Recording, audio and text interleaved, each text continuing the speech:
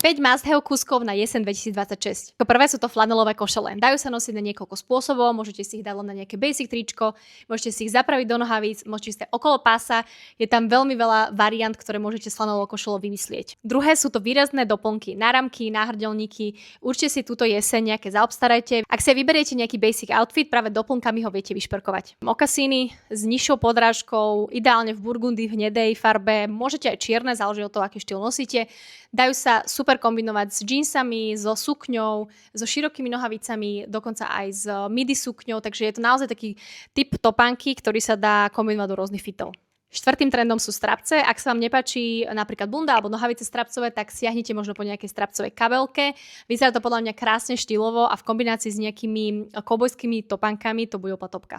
Túto sezónu platí, že viac je viac a aktuálnym trendom sú animal print kúsky, takže ak nemáte ani jeden doma, možno, že skúste trošku zaexperimentovať a ak sa vám nepáči animal print na oblečení, pokojne môžete staviť na doplnky v tomto štýle.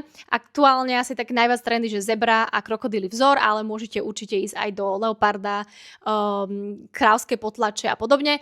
Veľmi pekne sa to styluje do outfitov, napríklad taký tigri vzor vyzerá super s rúžovou, s oranžovou, so zelenou, s modrou.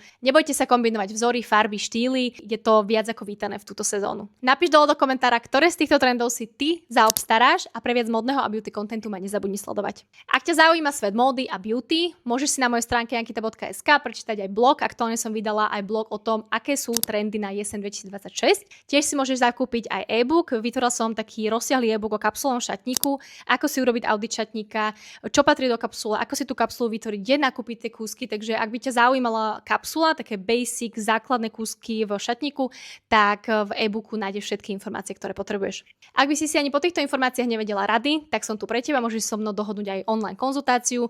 Vieme prebrať farbnú typológiu, typy tvojej postavy, čo obliekať, čo si neobliekať, môžeme spraviť audit šatníka, spoločné nákupy. Ponúkam viacero služieb, môžeš si pozrieť moju stránku, kde ich mám všetky rozpísané a ja sa na teba budem tešiť. Ahoj.